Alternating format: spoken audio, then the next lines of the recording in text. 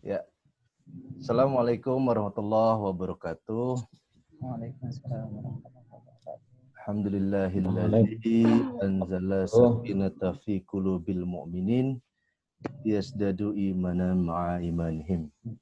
Asyhadu an la ilaha illallah wa asyhadu anna Muhammadan abduhu wa rasuluh. Allahumma shalli ala sayyidina Muhammad wa ala ali sayyidina Muhammad. Yang sama-sama kita hormati kedua narasumber kita yang sudah join sejak awal tadi. Haji Amirullah MA, beliau adalah Kasih Pengembangan Jabatan Fungsional Penyuluh Agama Islam. Kemudian narasumber yang kedua adalah Bapak Haji Muhammad Faiz Fayad MA, beliau adalah Kasih Evaluasi Jabatan Fungsional Penyuluh Agama Islam, Direktorat Jenderal Bimbingan Masyarakat Islam. Baik, untuk mengawali pertemuan kita, dialog kita kali ini, saya sedikit membacakan tata tertib dialog kali ini, dialog interaktif kali ini. Yang pertama adalah nanti kita mendengarkan paparan dari kedua narasumber, kemudian kita nanti juga ada dialog interaktif, ada sekitar 45 menit untuk Bapak Ibu sekalian untuk menyampaikan apa sih yang terjadi di lapangan, khususnya era pandemi dan sekarang sudah memasuki era new normal, dan apa-apa saja, trik apa saja yang akan disampaikan para narasumber kita kali ini. Semoga kita juga dapat tercerahkan bagaimana fungsi-fungsi penyuluh agama Islam tetap eksis, tetap hadir di tengah masyarakat melakukan penyuluhan, walaupun yang kita sama-sama ketahui kita sedang mengalami masa pandemi dan kemudian sekarang sudah di beberapa daerah masuki era transisi. Sebelum kita mulai agenda kali ini, baiknya kita juga mendengarkan kalam ilahi yang akan disampaikan oleh Al-Ustadz Nizom dari NTB. Waktu kami silakan. Assalamualaikum warahmatullahi wabarakatuh. A'udzu billahi minasy syaithanir rajim.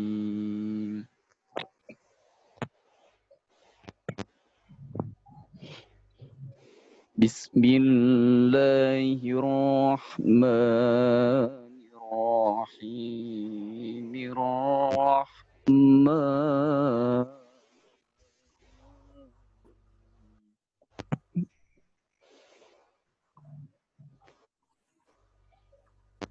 علم القرآن خلق الإنسان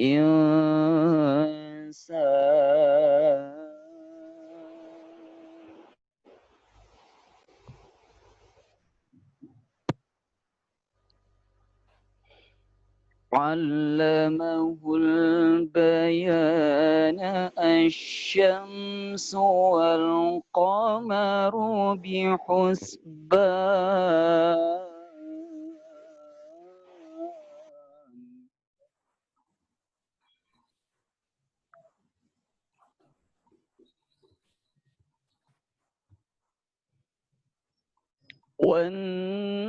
والنجم والشجر يسجدان والسماء رفعها ووضع الميزان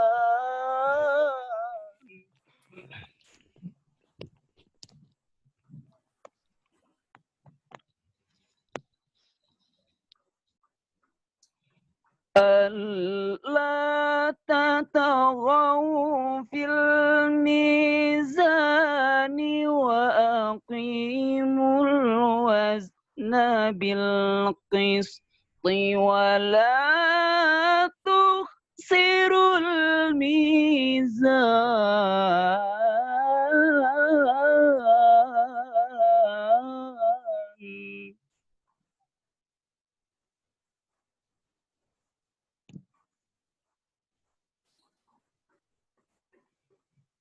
والأرض وضعها للأنام فيها فاكهة والنخل ذات الأكمام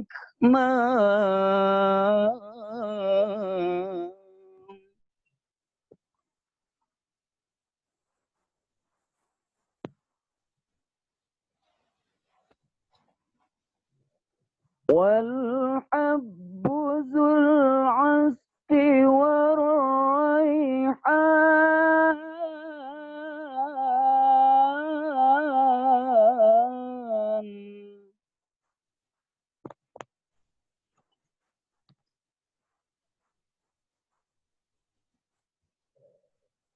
فبأي آلاء ربكما تكذبان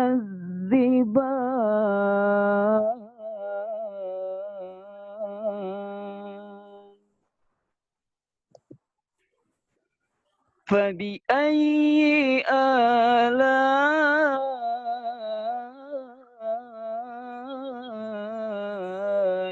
ربكما تكذبان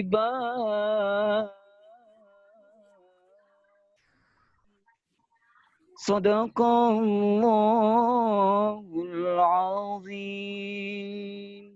Assalamualaikum warahmatullahi wabarakatuh. Waalaikumsalam warahmatullahi wabarakatuh. Sadaqallahul azim. Semoga kita semua mendapatkan keberkahan dari kalimat-kalimat Quran yang barusan dibacakan oleh Ustadz Nizam dari NTB. Terima kasih.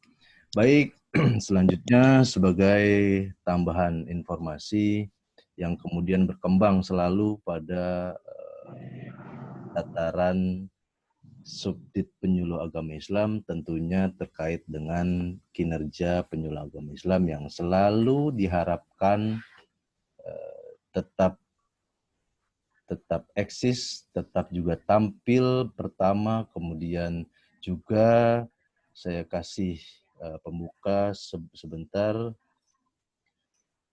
Faktanya adalah penyuluh agama Islam masuk di segala lini pada draft Renstra Bimat Islam yang sudah diterjemahkan melalui turunannya adalah RPJMN dan RPJP. Maka kemudian ini menjadi pengantar pertemuan kita kali ini, bagaimana nanti kedua narasumber kita bisa memberikan arahan, bisa memberikan pencerahan bagaimana penyuluh juga tetap bergerak di bawah. Kemudian yang kedua adalah tentunya di masa era new normal atau masih di sebagian kita di Jakarta khususnya masih merupakan epicenter, bahwa media sosial menjadi sangat penting bagi kita sebagai sarana untuk berdakwah, khususnya melakukan penyuluhan kepada masyarakat yang digunakan oleh penyuluh agama Islam. Bahwa media sosial ini sangat diharapkan. Jadi kita juga di penyuluh agama Islam tidak bosan-bosan mengingatkan juga kepada rekan-rekan penyuluh agama Islam dimanapun berada, tetap eksis mengisi dunia-dunia samping kita, dunia-dunia maya yang bisa terus digunakan kita semua. Itu pengantar dari saya selaku host. Selanjutnya saya berikan kesempatan pertama untuk melakukan paparan, memberikan arahan kepada kita semua, Pak Haji Amirullah MA selaku Kepala Seksi Pengembangan Jabatan Fungsional Penyuluh Agama Islam, Direktorat Penerangan Agama Islam, Subdirektorat Penyuluh Agama Islam. Saya berikan waktu kepada Bang Amir 30 menit atau sekitar 40 menit boleh, nanti selanjutnya dilanjut Pak Faiz. Baik, dari saya, monggo saya persilakan Bang Haji Amir. Terima kasih. Assalamualaikum warahmatullahi wabarakatuh. Alhamdulillahirabbil alamin wa bihi nasta'in wa ala umuri dunya waddin wassalatu wassalamu ala sayyidina Muhammadin wa ala alihi wa sahbihi ajma'in. salam silaturahim buat semuanya, penyuluh agama teladan 2019. Saya lihat juga ada beberapa teman-teman, ada Pak Aid Mustaqim dari Cilacap, ini juga yang luar biasa, dia yang keluar masuk Kambangan ini, boleh juga ini. Ketapan Al-Bahar. Iya, kalau mau masuk di Nusa Kambangan harus lewat Pak Aid Mustaqim, karena kalau selain lewat Pak Aid Mustaqim harus berbuat kejahatan minimal hukuman 10 tahun. Boleh juga teman-teman untuk studi banding Nusa Kambangan. Karena Pak Aid Mustaqim ini melakukan penyembuhan di lapas Nusa Kambangan, bertemu dengan penjahat-penjahat kelas kakap, luar biasa. Saya tidak sebutkan satu persatu, tapi salam silaturahim, minal aidin wal faizin. Kalau masih ada sawal ini ya, mohon maaf lahir dan batin. Semoga kita semua dalam keadaan sehat walafiat. Semoga kita semuanya terhindar dari segala macam penyakit.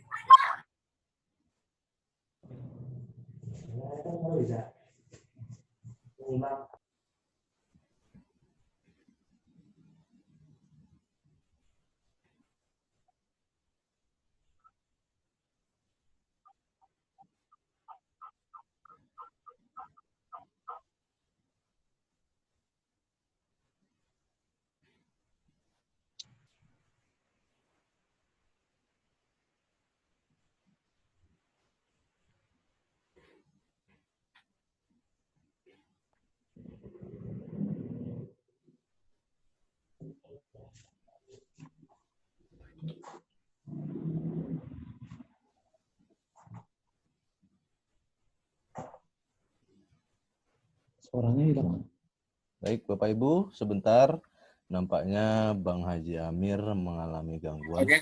Ya, sudah masuk lagi? Mohon maaf ini handphonenya ada yang telepon. Oh, enggak, silakan. Iya. Pak Haji.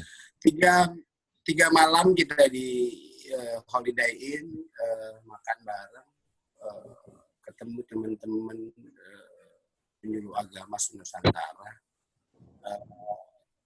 Belum banyak mungkin aktivitas, tapi saya yakin bahwa pertemuan penyuluh agama Nusantara ini ya adalah sedikit kesan karena kita bertemu teman-teman penyuluh agama dari berbagai macam kabupaten kota seluruh Indonesia, tukar informasi, tukar metode penyuluhan, tukar sharing dari berbagai macam hal. Banyak hal mungkin dari pertemuan yang sebentar itu, tapi mudah-mudahan ini reuni pertama lewat Zoom, mudah-mudahan bisa mengobati yang kangen gitu lah kira-kira ya. Saya mulai dari ini, jadi ada prioritas pembangunan nasional kita ini ada pada bidang agama. Nah, bidang agama juga merupakan salah satu yang urgen, yang signifikan dalam pembangunan nasional. Nah, tugas Kementerian Agama pada RPJMN itu adalah revolusi mental dan pembangunan kebudayaan yang lalu diterjemahkan ke dalam penguatan moderasi beragama sebagai cara pandang sikap praktik beragama jalan tengah untuk meneguhkan toleransi, kerukunan, dan harmoni sosial. Nah, biar sama dulu frekuensi kita ini karena saya yakin frekuensinya belum sama. Mungkin penyuluh di Jakarta, penyuluh di Jawa misalnya punya hampir frekuensi yang sama, tapi memang kita lihat banyak penyuluh-penyuluh yang Indonesia Timur misalnya segala macam belum memiliki frekuensi yang sama di soal penyuluh. Penyuluh itu ada dua tugasnya. Yang pertama adalah pesan-pesan agama dan pesan-pesan pembangunan. Nah, ini yang harus ditekankan. tidak hanya menjadi ustadz, tidak hanya menjadi kiai, tapi juga dia punya peran lain, yaitu menyampaikan pesan-pesan pembangunan. Termasuk misalnya ini di RPJM. Jadi penyuluh adalah alat negara. Dia adalah kiainya negara. Dia adalah ustadznya negara. Nah ini yang mau saya tekankan, bahwa ada pesan-pesan agama, ada pesan-pesan pembangunan. Nah banyak misalnya di daerah-daerah frekuensi kita belum sama. Penyuluh agama ya guru ngaji misalnya, penyuluh agama ya ustadz saja. Jadi ada dua penyuluh agama. Kalau di ini saya, dia mesti agamis, mesti juga nasionalis. Kalau ada penyuluh agama yang anti negara, menurut saya, kalau ada penyuluh agama yang apalagi terus membentur-benturkan agama dengan negara, menurut saya nggak fair. Karena penyuluh agama dibayar oleh negara, penyuluh agama dibayar oleh negara, maka tidak boleh ada penyuluh agama anti negara. Nah, jadi dua itu ya. Nah, hasil penelitian, Litbang, hasil penelitian banyak elemen, penyuluh agama ini baru banyak menyampaikan pesan-pesan agama, tapi belum juga menjadi perannya signifikan pada persoalan-persoalan bangunan. Kalau di Kementerian Agama misalnya tadi soal moderasi beragama, berislam yang wasatiyah, berislam yang jalan tengah, berislam yang tidak terlalu kiri, tidak terlalu kanan. Ada kerukunan umat beragama. Sejauh mana penyuluh agama mampu mengembangkan dan menjaga kerukunan.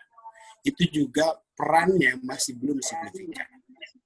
Sejauh mana penyuluh agama bisa meminimalisir konflik keagamaan.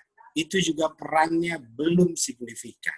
Sejauh mana, jadi yang hasil penelitian ini di Litbang, penyuluh agama masih banyak main aman, masih main di majlis taklim yang dekat rumahnya saja, belum banyak penyuluh agama yang memainkan perannya secara luas. Nah,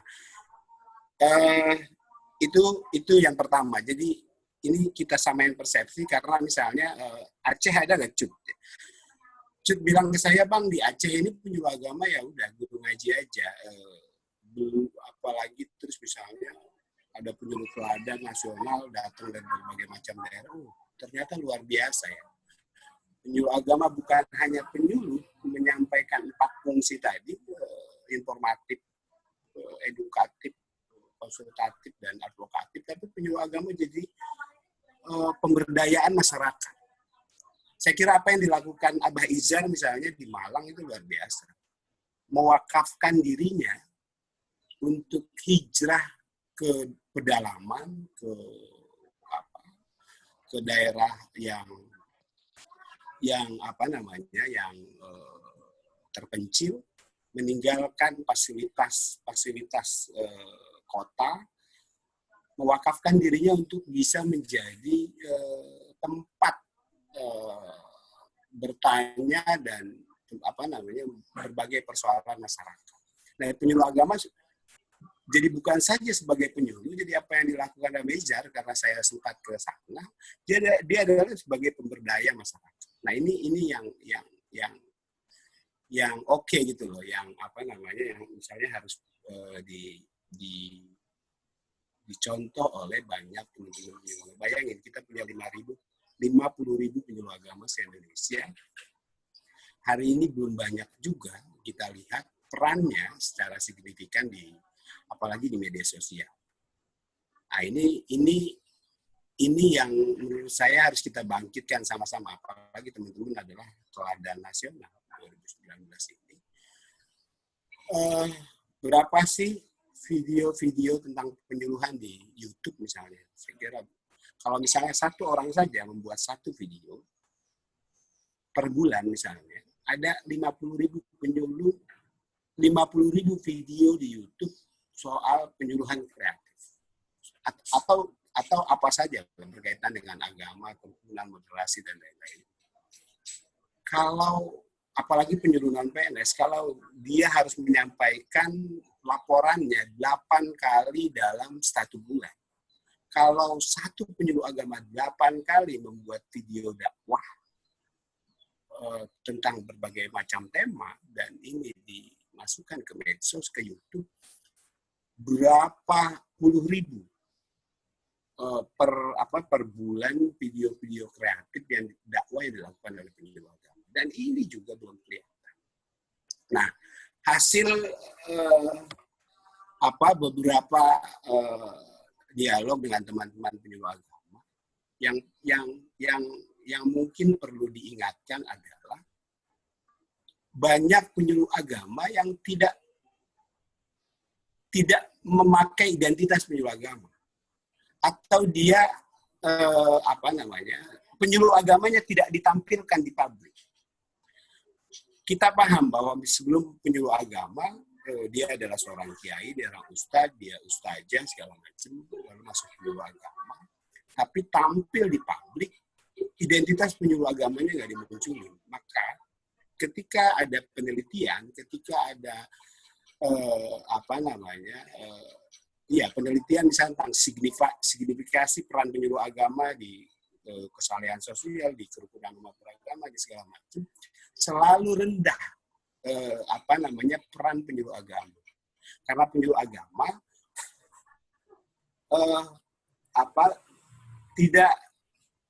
getarannya tidak terasa di masyarakat. Nama penyuluh agamanya jadi Ustadz Ain Mustaqim, Ustadz Fahmi, Ustadz apa segala macam, tapi identitas penyuluh agamanya yang tidak dimunculkan. Dan ini yang juga harus menjadi kesepakatan bersama. Kalau kita lihat Renstra Bimas Islam, hampir 2020-2024 ini hampir seluruh persoalan itu bertumpu pada penyuluh agama. Pemahaman dan pengamalan ajaran agama. Siapa ujung tombak yang paling bawah yang langsung berhadapan dengan masyarakat? Penyuluh agama. Bagaimana kerukunan mengembangkan, menciptakan dan meneguhkan kerukunan umat beragama, di bawahnya adalah penyuluh agama. Soal zakat di bawahnya adalah penyuluh agama. Soal wakaf penyuluh agama. Soal konflik keagamaan penyuluh agama. Hampir seluruh persoalan-persoalan di negara ini, bahkan misalnya di Kementerian Agama itu bertumbuh sekali pada penyuluh agama. Nah, kalau terus misalnya ini kita tidak mempersiapkan diri, tidak mengembangkan diri kita, tidak mempersiapkan diri penyuluh agamanya, sementara negara begitu berharap pada peran penyuluh agama di bawah. Dan ini saya khawatir menjadi blunder. Nah, kesadaran ini saya yakin kalau semua penyuluh agama menunjukkan kinerjanya, menunjukkan bahwa penyuluh agama itu penting, penyuluh agama itu hadir di negara ini, kesejahteraannya pasti ikut gitu. Jadi tunjukkan kinerja bahwa kita penting, kita hadir di negara ini. Saya yakin kesejahteraan penyuluh agama ini menjadi prioritas negara. Nah, hari ini misalnya sangat belum kelihatan lah, belum signifikan. 50.000 orang ini walaupun sudah mulai diketahui publik, dipahami dan dianggap penting, tapi memang kinerjanya hampir belum terukur. Dibanding zaman-zaman dulu misalnya, apalagi sebelum kita rekrutmen 2016 penyuluh PNS ya kan, atau penyuluh PNS juga, saya kira memang persoalan utamanya adalah pola rekrutmen. Kenapa penyuluh agama di sebelum 2016 menjadi profesi yang tidak kelihatan dan tidak terlihat, karena memang pola rekrutmennya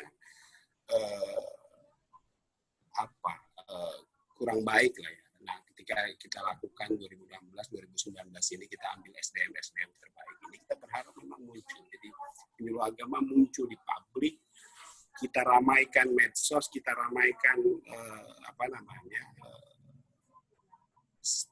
kita tampilkan bahwa penyuluh agama adalah profesi yang membanggakan, profesi yang diidam-idamkan orang, profesi luar biasa. Ada dua di bidang agama, penyuluh agama warasatul anbiya, menyampaikan pesan-pesan agama. Di negara juga adalah dia adalah ustadz dan kiainya negara.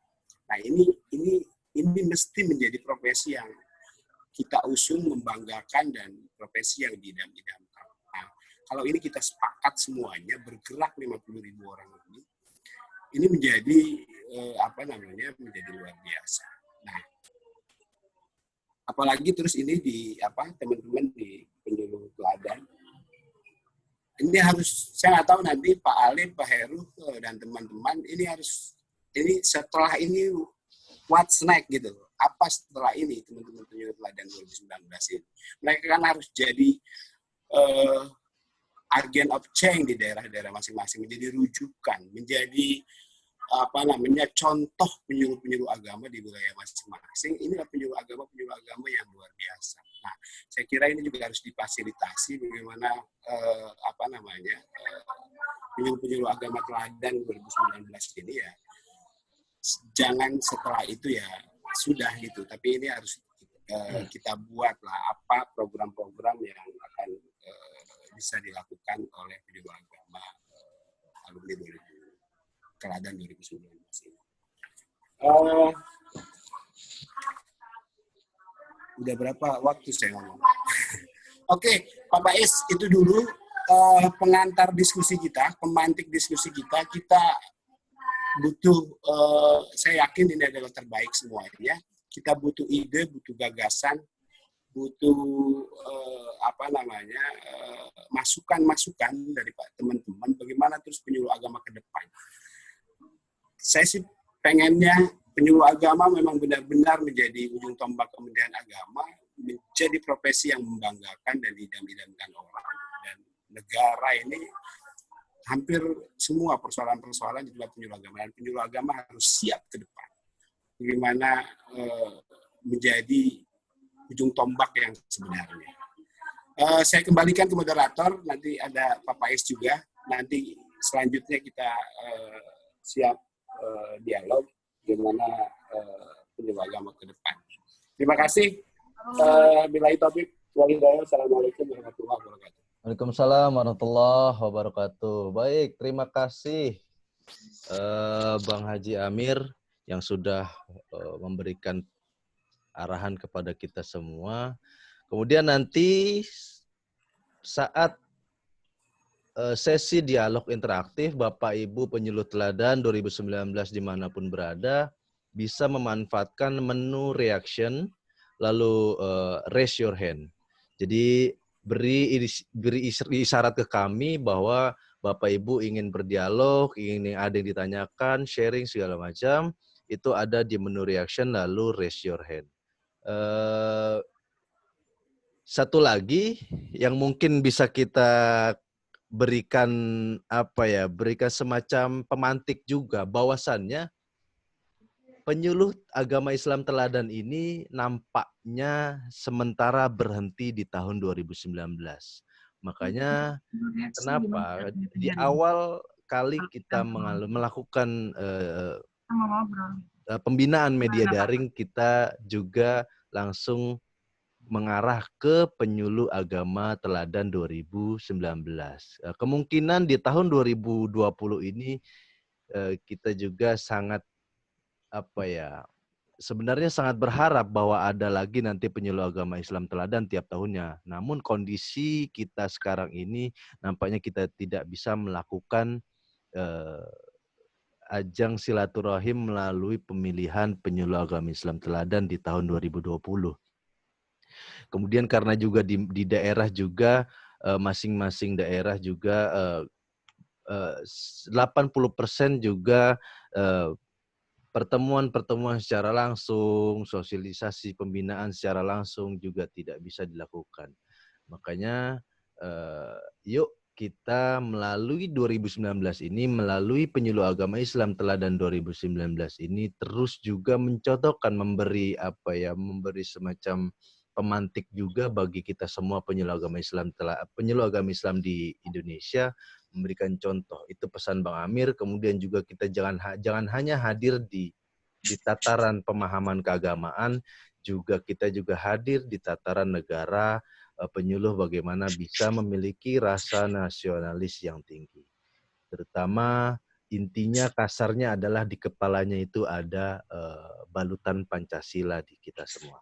Baik, selanjutnya narasumber selanjutnya yaitu Bapak Haji Muhammad Faiz Fayyad MA. Beliau adalah Kepala Seksi Evaluasi Jabatan Fungsional Penyuluh Agama Islam Direktorat Jenderal Bimbingan Masyarakat Islam. Saya beri waktu yang sama kepada Pak Faiz 30 sampai 40 menit, kemudian nanti kita berikan kepada rekan-rekan penyuluh agama Islam Teladan 2019 kesempatan untuk dialog interaktif kepada kita semua. Baik, waktu kami persilakan kepada Pak Faiz. Terima kasih Pak Alif. Kedengaran nggak Pak Alif? Kedengaran, suaranya? Pak. Kedengaran. Terdengar? Jelas? Jelas, Pak. Baik. Assalamualaikum warahmatullahi wabarakatuh. Waalaikumsalam warahmatullahi wabarakatuh. Alhamdulillah rabbil alamin wassalatu wassalamu ala asyrafil anbiya wal mursalin wa ala alihi wa sahbihi ajma'in. Amma ba'd. Qala Allah Ta'ala fil Qur'anil Karim, a'udzu billahi minasyaitonir rajim. Bismillahirrahmanirrahim. Ud'u ila sabili rabbika bil hikmati wal mau'izatil hasanah wajadilhum billati hi ahsan. Pertama-tama marilah kita memanjatkan puja dan puji syukur kehadirat Allah Subhanahu wa taala yang telah memberikan karunia dan nikmat serta kesehatan kepada kita semua, sehingga pada pagi hari ini kita bisa bertatap muka, bukan bertatap muka ya, bertatap muka tetapi melalui media Zoom yang difasilitasi oleh Pak Alif sebagai kasih administrasi. Terima kasih Pak Alif sudah menyediakan sarana ini untuk bisa bertatap muka melalui media Zoom ini dengan para penyuluh dari seluruh Indonesia ya, terutama adalah penyuluh teladan tingkat nasional 2019. Mungkin ada juga dari tahun-tahun sebelumnya. Baik, makasih Pak. Salawat dan salam semoga selalu tercurah kepada junjungan Nabi besar Muhammad SAW yang telah membawa kita dari zaman kegelapan menuju zaman yang terang benderang seperti yang kita rasakan sekarang. Pertama saya ingin mengucapkan terima kasih kepada Pak Alif yang telah memfasilitasi, saya sebutkan ulang. Kemudian kedua juga kepada Pak Amir, kepada Kasubdit, kebetulan Kasubditnya sedang cuti. Jadi mungkin saya lihat tidak terlihat di sini, mungkin karena sedang cuti ya. Pak Alif memberikan judul pertemuan ini adalah eksistensi penyuluh agama pada masa pandemi COVID-19. Jadi satu judul yang sangat relevan sekali ya dengan bimbingan dan penyuluhan agama Islam pada masa sekarang ini. Tentunya masa sekarang ini berbeda dengan masa-masa sebelumnya dalam melakukan bimbingan dan penyuluhan. Ibu-ibu dan bapak-bapak mungkin pada daerah-daerah tertentu, khususnya daerah-daerah merah, melakukan bimbingan dan penyuluhan melalui media ya, bukan melalui tatap muka secara langsung dengan memberikan ceramah, kemudian memberikan nasihat secara langsung atau konsultasi secara langsung. Tetapi kebetulan juga, bukan kebetulan, memang sudah diatur juga dalam Menkoas Bangpan atau Peraturan Menteri Agama atau Keputusan Menteri Agama tentang bagaimana memberikan penyuluhan melalui media. Jadi ibu-ibu dan bapak-bapak bisa melakukan bimbingan dan penyuluhan melalui media, radio, media televisi, dan atau juga saat ini bisa melalui media sosial. Apakah itu Facebook, kemudian WA, Skype, atau juga media-media sosial yang lain yang bisa digunakan, sehingga pesan-pesan keagamaan ataupun pesan-pesan pembangunan bisa sampai ke masyarakat secara umum. Bahkan mungkin kalau kita memakai media sosial, pesan-pesan keagamaan atau bimbingan dan penyuluhan yang kita sampaikan tidak terbatas kepada majlis taklim yang kita bina saja, tetapi mungkin juga bisa dicerna atau dilihat atau didengarkan oleh majlis-majlis taklim, bahkan mungkin bisa seluruh Indonesia, bahkan sampai ke luar negeri. Kalau ibu-ibu dan bapak-bapak mengupload kegiatan-kegiatan dan aktivitas-aktivitas bimbingan dan penyuluhan yang dilaksanakan oleh ibu bapak di media sosial seperti mungkin YouTube, apalagi bisa dilihat secara bukan hanya secara lokal tetapi juga secara regional dan mungkin juga secara internasional. Inilah sesungguhnya kita sekarang harus merubah perilaku kita atau kegiatan dan aktivitas kita sebagai penyuluh agama. Sekarang di masa COVID ini dituntut kita untuk melakukan bimbingan secara virtual, begitu, atau secara online. Maka oleh karena itu kita harus memiliki kreativitas, harus memiliki kompetensi bagaimana membuat video misalnya, begitu kan, atau bagaimana mengupload video di media-media sosial. Kalau di Facebook, kemudian di WA sudah biasa. Mungkin sekarang bagaimana kita menguploadnya di YouTube, begitu kan, atau di media yang lain yang serupa, begitu. Nah, ibu-ibu dan bapak-bapak sekalian, kita sekarang sudah berada pada new normal.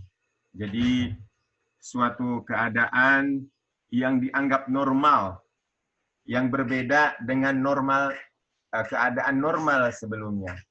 Jadi walau gimana pun juga kita harus melaksanakan aktivitas dan kegiatan kita sesuai dengan sistem new normal. Artinya kita tidak bisa meninggalkan aktivitas kita, kegiatan kita, tugas kita, job kita, begitu kan, sebagai penyuluh agama. Tetap ini harus dilaksanakan dengan cara apapun atau dengan cara yang sesuai dengan kondisi kita sekarang ini. Maka oleh karena itu bimbingan dan penyuluhan melalui media sosial seperti yang kita lakukan sekarang ini itu sangat berarti, gitu kan, dalam sistem era new normal ini. Oleh karena itu mungkin ibu-ibu dan bapak-bapak bisa membuka atau bertanya di Google, begitu kan, tentang bagaimana membuat video, kemudian tentang bagaimana menguploadnya dan lain sebagainya. Saya kira ibu-ibu dan bapak-bapak penyuluh teladan tingkat nasional ini sudah terbiasa dengan hal itu, begitu kan? Membuat, jadi kita sebetulnya apa yang Bang Amir kemudian Bang Alif persiapkan dulu, gitu kan, bahwa penyuluh agama Islam nasional ini harus memiliki kemampuan untuk membuat video pendek. Ternyata betul, itu sangat bermanfaat pada saat ini. Kita sudah terbiasa dengan hal tersebut, tinggal bagaimana sekarang kita aksinya secara nasional, terutama dimulai oleh para penyuluh teladan ini. Setiap kegiatan diupload, setiap kegiatan diupload. Kalau sebanyak 34 provinsi, 34 orang mengupload setiap hari, sebulan sudah berapa? 34 kali 10 aja sudah 340 video yang kita hasilkan. Kali sebulan, 300 kali sebulan berapa? Atau kalau kita mau perlebar lagi dengan penyuluh-penyuluh teladan sebelumnya, wah ini sangat luar biasa. Mungkin para penyuluh akan menjadi perhatian pemerintah, menjadi perhatian anggota dewan, menjadi perhatian masyarakat secara lokal dan bahkan secara nasional. Maka oleh karena itu kita harus memulai, begitu kan, memberikan bimbingan penyuluhan melalui media sosial ini. Saya kira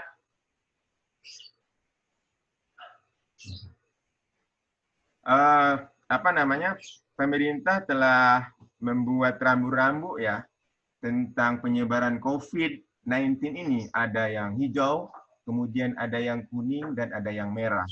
Mungkin yang merah juga tidak boleh berhenti untuk melakukan bimbingan penyuluhan. Tetap memberikan bimbingan penyuluhan sesuai dengan kemampuan kita, sesuai dengan protokol kesehatan. Kalau kita memberikan penyuluhan tatap muka sesuai dengan protokol kesehatan, tidak melanggar. Kalau kita memberikan bimbingan dan penyuluhan melalui media juga tidak melanggar. Artinya bisa dilakukan melalui tatap muka ataupun melalui media begitu.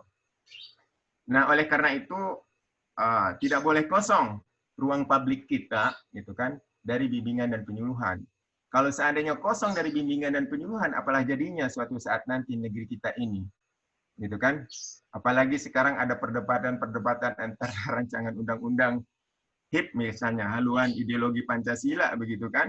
Nah, ini sebuah sinyal bagi kita harus lebih memperkuat lagi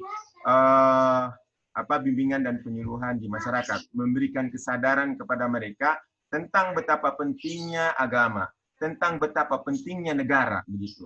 Jadi negara dalam Islam itu tidak bisa, negara dan agama di dalam Islam itu tidak bisa dipisahkan. Agama dan negara merupakan satu kesatuan yang tidak bisa dipisahkan. Jadi kalau kita sebagai seorang Muslim, maka nilai-nilai keislaman kita atau nilai-nilai universal agama kita itu harus mewarnai kehidupan, keagamaan, kebangsaan, dan kenegaraan. Oleh karena itu, tetapi memang kita tidak bisa frontal, tetapi bagaimana mengisi ruangan publik ini dengan nilai-nilai keislaman kepada masyarakat. Itu yang terutama. Karena kita tugasnya bukanlah istilahnya bukan seorang politikus, tetapi kita adalah sebagai agamawan. Penyuluh itu sebagai agamawan. Artinya menyampaikan pesan-pesan keagamaan kepada masyarakat yang memiliki relevansinya di dalam negara ini. Nah, ibu-ibu dan bapak-bapak sekalian, kemudian juga kalau kita berada di wilayah hijau, maka tentunya bimbingan dan penyuluhan bisa dilaksanakan dengan seperti biasa begitu. Tetapi tetap harus menjaga-jaga, gitu kan? Karena wilayah hijau pun belum tentu bersih dari COVID-19. Bisa jadi ada orang datang ke situ kemudian menularkan. Jadi tetap saja para penyuluh menghimbau kepada dirinya sendiri dan kepada masyarakat, kepada rekan-rekannya, kepada keluarganya untuk tetap hati-hati walaupun berada di zona hijau. Ketika memberikan penyuluhan pun tetap kita harus berhati-hati juga. Agar masyarakat juga kita ingatkan untuk senantiasa berhati-hati. Bukan berarti bebas. Makanya ada salah satu pendapat bahwa kalau kita berada dalam satu wilayah kesatuan negara Republik Indonesia, seharusnya tidak ada itu hijau, kuning, dan merah. Maka dianggap saja semuanya merah, karena semuanya berpotensi juga ada penyebaran COVID. Tetapi pemerintah kemudian membuat itu perbedaan pendapat saja yang seperti disampaikan tadi ya. Tetapi yang jelas kita harus hati-hati ketika memberikan bimbingan dan penyuluhan. Jangan sampai ada penyuluh juga yang terkena COVID-19, na'udzubillah. Dan kita berdoa supaya semuanya aman dan bebas dari COVID-19. Ketika memberikan penyuluhan juga, apakah itu di zona merah, apalagi di zona merah, di zona kuning dan hijau juga, tetap kita harus memperhatikan protokol kesehatan. Nah, mungkin ibu-ibu dan bapak-bapak juga karena resistensi dari COVID-19 ini sungguh sangat terasa ya di masyarakat. Di keluarga saja terasa. Misalnya di keluarga sudah 3 bulan kita di rumah saja, itu ada komunikasi yang terganggu antara anak, antara istri, gitu kan, tentang bagaimana sholat misalnya. Ayahnya tidak ke masjid, gitu kan. Sementara anaknya datang dari pondok, menyuruh anaknya untuk ke masjid, begitu kan. Itu bisa jadi resistensi juga. Bahkan mungkin ibunya juga menyuruh ke masjid karena biasa ke masjid, kemudian tidak ke masjid. Itu terjadi resistensi. Apalagi dalam skala yang lebih besar di masyarakat. Mungkin kita tidak pernah ke masjid, pasti itu akan dihujat juga oleh masyarakat kita. Begitu. Nah, untuk menjaga keseimbangan ini, maka penyuluh saya kira punya cara-cara, metode, dan pendekatan-pendekatan dakwah kepada masyarakat. Oleh karenanya kita harus memahami juga tentang bagaimana hukumnya, begitu kan? Hukum menghadapi bahaya COVID ini. Masa lalu juga pernah terjadi wabah, bukan hanya pada masa Rasulullah, juga terjadi pada masa sahabat, kemudian masa-masa setelahnya, bahkan terjadi juga pada masa sekarang ini. Oleh karenanya kita harus belajar bagaimana misalnya para ahli fikih gitu kan memberikan formulasi menghadapi masalah COVID ini. Kita bisa banyak, misalnya bisa membuka Google begitu kan. Siapa nih lihat ahli fikih di Indonesia begitu kan. Kita tinggal cari saja bagaimana pendapat mereka tentang sholat beribadah pada masa COVID ini. Dan mereka itu banyak dalil-dalilnya, pendapat-pendapat ulama juga banyak disampaikan di situ. Nah, sosialisasi pendapat para ulama, khususnya Majelis Ulama tentang COVID ini, belum tersosialisasi dengan baik kepada masyarakat. Maka kemudian akan menjadi rentan hubungan antara individu dengan individu yang lain, atau satu kelompok dengan kelompok yang lain, disebabkan oleh COVID yang mereka tidak mempunyai pemahaman tentang fikih COVID-19 misalnya. Begitu. Mungkin seperti kadang-kadang COVID-19 ini bukan dianggap sebagai persoalan kesehatan saja. Ada masyarakat yang membawa juga kepada masalah politik begitu. Ditarik-tarik dan dibawa kepada masalah politik. Ini persoalan. Nah, oleh karena itu penyuluh agama juga harus sadar politik juga.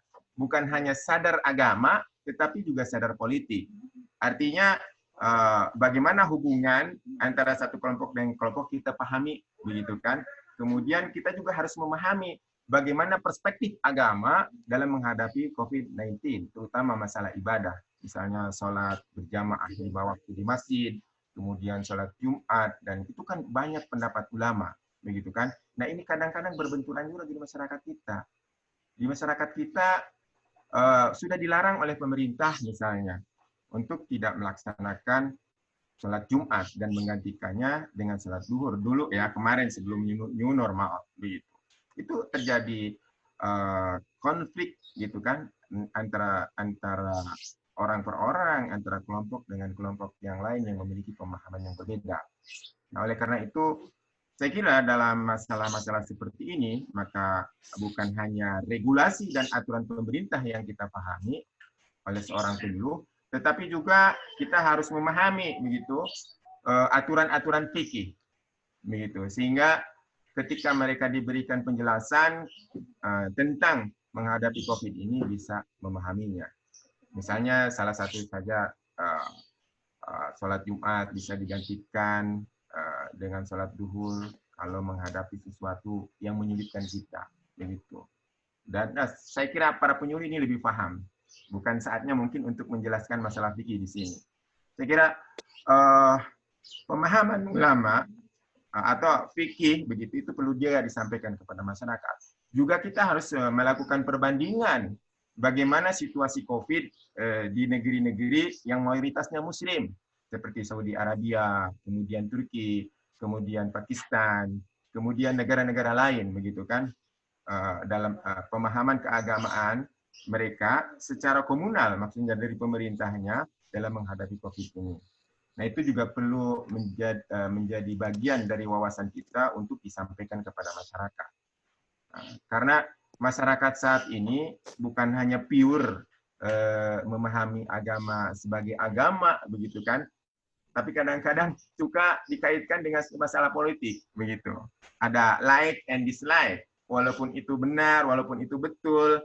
Tapi kalau dia sudah menganggap bukan bagian dari kita, dia selalu mengkonfrontir itu.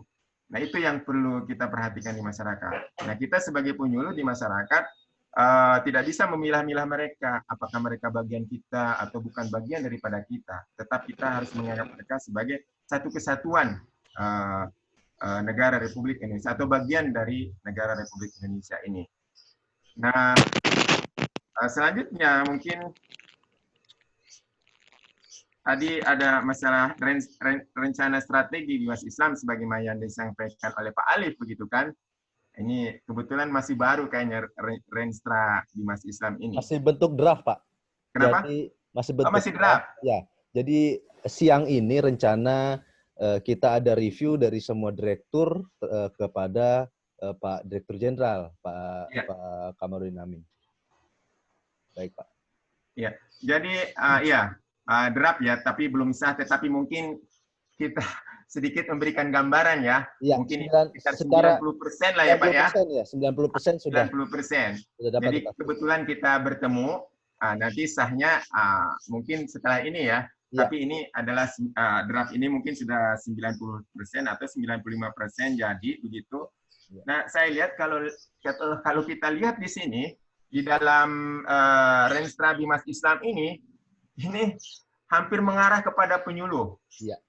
Ya, sasaran program dan sasaran kegiatannya mengarah kepada penyuluh saja. Mungkin hampir 80% itu Bimas Islam dipegang oleh penyuluh begitu. Ya. Nah, ini saya kira adalah sesuatu hal yang baik begitu ya bagi kita semua. Artinya kita bisa melakukan pekerjaan-pekerjaan yang banyak begitu kan. Mudah-mudahan bisa menghasilkan kesejahteraan yang banyak pula bagi kita. Gitu. Saya kira ada kegiatan, ada kesejahteraan biasanya kalau itu dikelola oleh negara, begitu kan? Kalau misalnya di sini ada zakat, ada wakaf, ada apa namanya? Saya lihat satu persatu ini. Misalnya ada program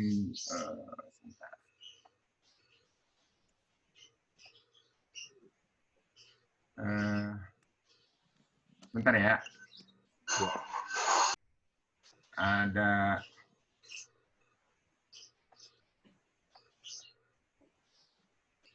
nih, misalnya program meningkatnya kualitas penyuluh agama melalui penyusunan kurikulum penyuluh agama Islam dengan berfokus pada penguasaan literasi Islam dan wawasan moderasi beragama. Ini baru satu, Pak. Baru satu aja kita nanti dari sini bisa membuat kegiatan-kegiatan. Biasanya kalau sudah berada di dalam Renstra, itu biasanya disiapkan anggarannya. Maka oleh karena ini dalam 5 tahun ke depan kita punya tugas yang cukup berat begitu ya. Yang cukup berat, khususnya para penyuluh, karena penyuluh akan terlibat di dalamnya, begitu. Menyusun kurikulum penyuluhan, gitu kan, tentang moderasi beragama. Kemudian penguatan pendidikan literasi dengan strategi pengajaran yang efektif dan tepat sasaran. Yang ketiga, peningkatan kualitas pendidikan penyuluh agama Islam dengan mengikutsertakan diklat. Kemudian yang D, peningkatan kualitas sistem penilaian kinerja sebagai acuan untuk pembinaan, pemberian penghargaan, serta peningkatan kompetisi penyuluh agama Islam dan Majelis Taklim. Jadi satu program saja, bahkan di sini ada beberapa program saya lihat yang terkait dengan penyuluh.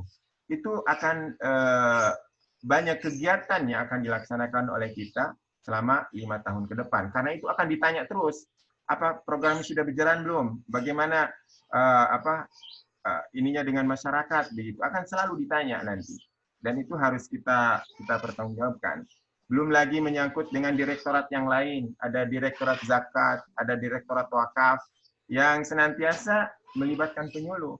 Karena mereka tidak memiliki penyuluh. Yang memiliki penyuluh itu direktorat penerangan. Tetapi mereka akan terlibat juga di direktorat-direktorat yang lain yang ada di Bimas Islam. Nah, oleh karenanya kegiatan kita semakin kompleks, semakin banyak, semakin berat. Maka oleh karenanya penyuluh agama Islam bukan hanya mempersiapkan lahir, tetapi harus mempersiapkan kekuatan batin juga untuk melaksanakan tugas-tugasnya di masyarakat. Begitu. Mungkin kalau sudah jadi rencana strategis Bimas Islam ini bisa dibaca nanti, karena ini baru draft, jadi belum bisa disebar, Pak Alif ya. Belum, Pak, belum. Nah, jadi nanti kalau sudah jadi, para penyuluh bisa mengacu ke sini. Kegiatan-kegiatan penyuluh bisa masuk ke sini dan dilaporkan kepada kita. Ya, dilaporkan secara berjenjang lah kepada kabupaten, kemudian kepada provinsi, dan provinsi kepada kita. Agar terlihat, gitu kan, kegiatan-kegiatan yang sudah dicanangkan oleh Bimas Islam di dalam Renstra ini, supaya dilaksanakan oleh para penyuluh di tingkat kecamatan, kabupaten kota, provinsi. Begitu. Jadi akan terlihat. Nah, kalau sudah begini, berarti penyuluh ini diperhatikan oleh pemerintah, khususnya oleh Direktur Jenderal Bimbingan Masyarakat Islam. Karena hampir semuanya penyuluh di sini. Jangan-jangan ini adalah strategi Pak Alif Iya. sebagai penyusun Iya, rencana strategis bimbingan masyarakat Islam ya. iya Pak. Saya dan kita semua berterima kasih sama Pak Alif ini yang sudah selalu mendampingi penyusunan rencana strategis Bimas Islam, sehingga para penyuluh ke depan bisa lebih fokus lagi, begitu kan, baik lahir maupun batinnya. Ini Sebetulnya banyak hal yang ingin dibicarakan, tetapi karena waktu juga ini mungkin kita bisa, karena saya bukan narasumber, sebetulnya hanya fasilitator saja. Kalau dikatakan narasumber, ibu dan bapak itu sudah terbiasa sebetulnya berbicara di ini forum. pun orangnya nampak lagi nih. Orangnya nampak lagi semua.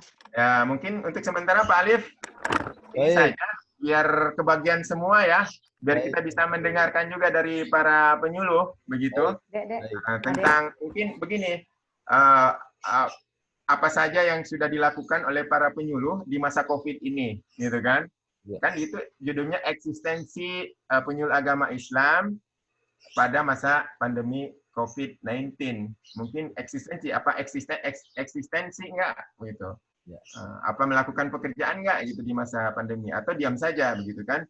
Mungkin itu yang ingin dipotret oleh sama Pak Alif. Ya. Kami serahkan lagi kepada Pak Alif. Silakan Pak Alif. Baik, terima kasih Pak Faiz atas arahan dan pencerahan juga bagi kita semua. Jadi Pak Faiz ini ada beberapa hal yang tadi disampaikan, terutama kita semua sebagai tenaga penyuluh agama Islam, bagaimana pada saat melakukan penyuluhan juga tentunya harus mengikuti protokol kesehatan. Jangan sampai kita ketika memaksakan melakukan penyuluhan ke tatap muka langsung, jadi justru menjadi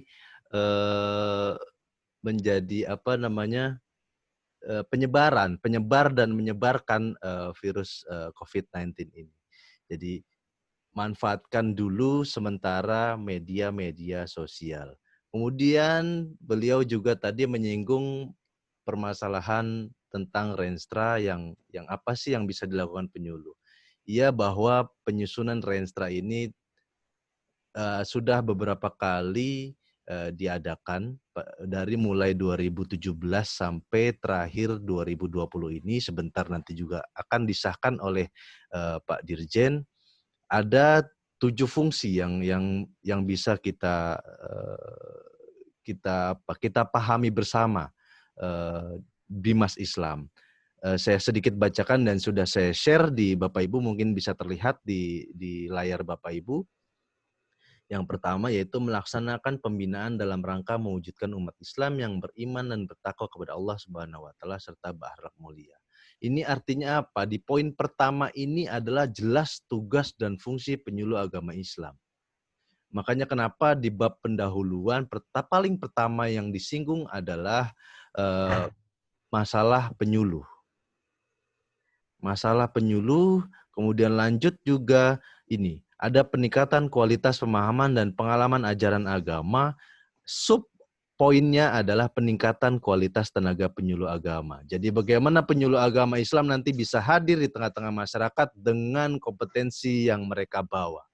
Jadi masing-masing kita harus sadar, harus mengembangkan ilmu masing-masing, harus updating, harus informasi dari manapun kita terima. Juga kita harus juga sadar perkembangan zaman pada saat ini semua serba online, kita juga harus ikuti, jangan kita tanggapi dengan pesimis. Kita semua harus optimis, gimana juga penyuluh tetap berkibar khususnya di Kementerian Agama sebagai garda terdepan. Baik, itu saja mungkin yang bisa saya tambahkan dari pertemuan kali ini. Kemudian saya berikan kesempatan bagi Bapak Ibu untuk melakukan dialog, melakukan sharing, melakukan memberikan informasi, memberikan motivasi kepada kita semua, memberikan masukan kepada kita subdit penyuluh agama Islam bagaimana bisa membuat sebuah kebijakan yang Bapak Ibu nantinya dipakai di tengah masyarakat. Karena ini penting, tanpa Bapak Ibu penyuluh agama Islam selaku pelaku kita juga tidak bisa Ada abang bicara tadi muncul. Itu membahayakan kondisi Oh. yang ada di lapangan. Jadi tanpa Bapak Ibu memberi masukan kepada kita semua, kita tidak Udah ini bisa abang. merumuskan kebijakan yang nantinya akan Bapak Ibu jalankan. Jadi sementara 2020 sampai 2024 bisa dibilang penyuluh agama Islam adalah sebagai ujung tombak. Sisanya adalah pelayanan di tataran Kementerian Agama. Ada bimbingan haji, ada pelayanan nikah. Selebihnya adalah bimbingan terhadap masyarakat bagaimana penyuluh agama Islam bisa memahamkan ajaran agama Islam, tentunya juga di bawah garis nasionalis. Baik Bapak Ibu, ada yang ingin berkomentar, bisa melakukan memberikan reaction, menu reaction, atau bisa langsung unmute. Ya. Sementara ini Mbak Ratna Ulfa ya, Mbak Ratna Ulfa, monggo silakan Mbak Ratna bisa menyampaikan apa yang akan disampaikan oleh Mbak Ratna. Terima kasih. Terima kasih Bang Alip. Ya. Assalamualaikum warahmatullahi wabarakatuh. Waalaikumsalam warahmatullahi wabarakatuh. Waalaikumsalam. Sudah berikan.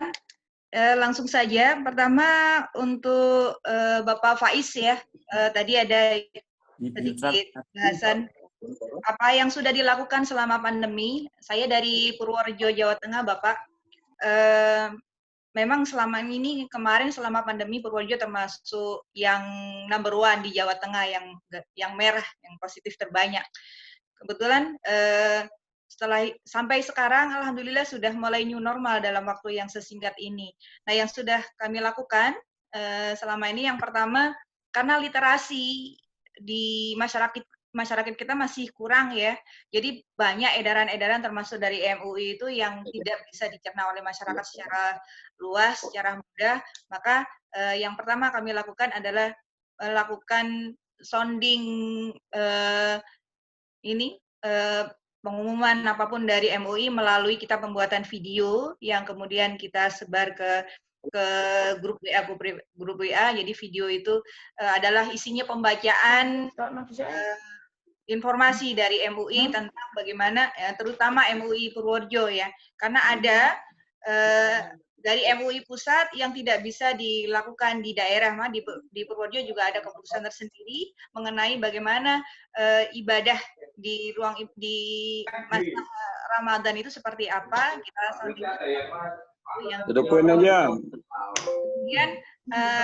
penyuluh yang ada di Purworejo ini chat ini enggak Bang ya? Ini kita melakukan koordinasi, melakukan bakti sosial kepada masyarakat yang terpapar COVID-19 secara ekonomi. Jadi kita menghimpun beberapa banyak organisasi dan banyak lembaga.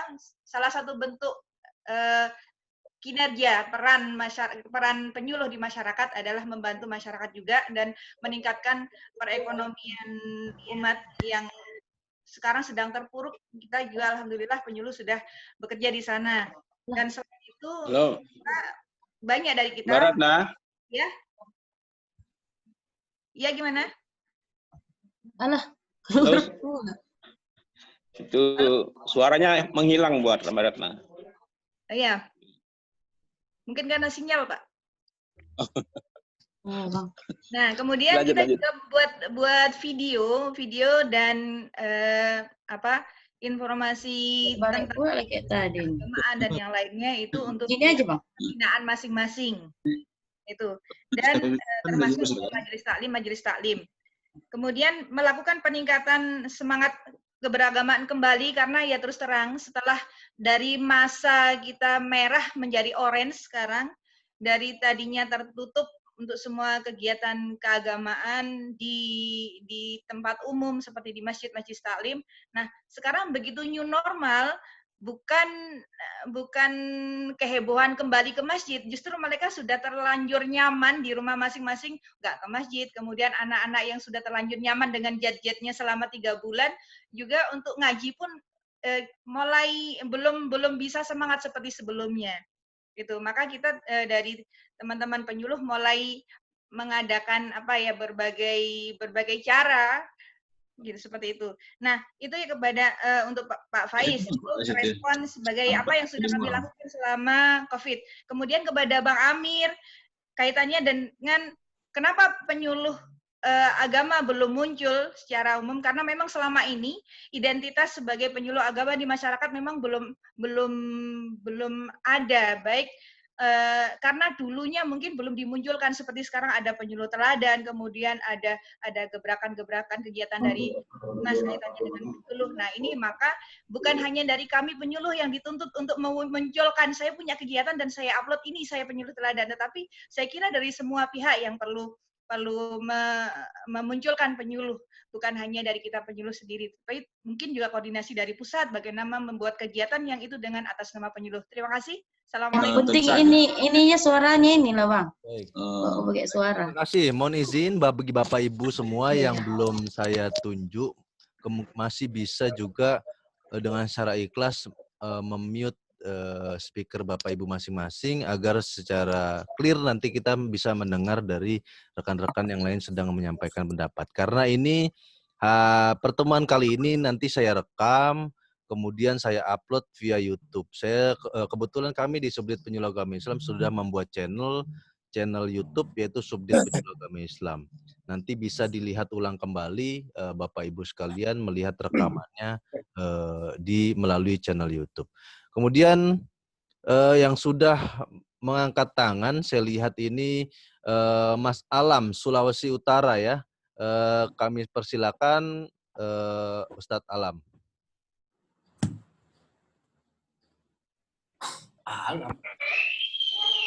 Jawa Tengah. Kasih luar Jawa. Monggo, Assalamualaikum warahmatullahi wabarakatuh. Waalaikumsalam warahmatullahi wabarakatuh. Ya, salam hormat Mas Ali, Sumatera Utara, Pak Is, dan para penyuluh teladan 2019 semuanya. Saya kira kalau bahasanya tadi beberapa dari narasumber ya kita dengarkan bersama dengan sama apa yang kita lakukan di masa pandemi tentunya memang bermacam-macam apa yang sudah kita lakukan. Dari baratnya sudah menjelaskan dari mulai talkshow, kemudian kita membuat menjelaskan tentang edaran MUI dan lain sebagainya. Bahkan untuk sekarang saya di Kota Tomohon masih menjelaskan tentang bagaimana KMA tentang diperbolehkannya dibukanya masjid. Itu sampai sekarang dari 30 April sampai sekarang sudah Juni itu belum ada titik temu dengan pemerintah. Ya, karena memang di gereja mereka sudah ada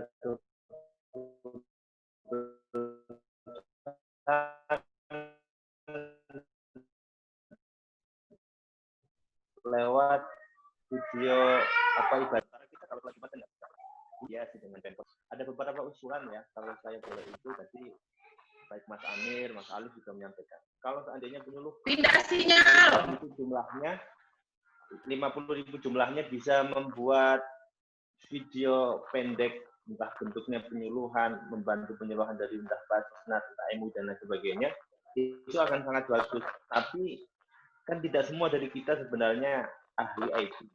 Dan saya tanya kepada Japri beberapa teman-teman kadang dibuatkan yang harus butuh biaya. Ya. Sementara diklat yang ada di BTK, isinya diklat ya itu aja. Bahkan teman saya sampai sudah diklat 5 kali dengan materi yang sama. Terus ngapain kalau seperti itu terus? Saya punya usul ya untuk mewujudkan video pendek dan itu sekali-kali diklatnya itu diklat istilahnya cara pembuatan video pendek, cara pembuatan pamflet dan lain sebagainya itu saya kira lebih bagus. Karena banyak dari kita yang kreatif tapi tidak bisa membuat video itu gitu loh.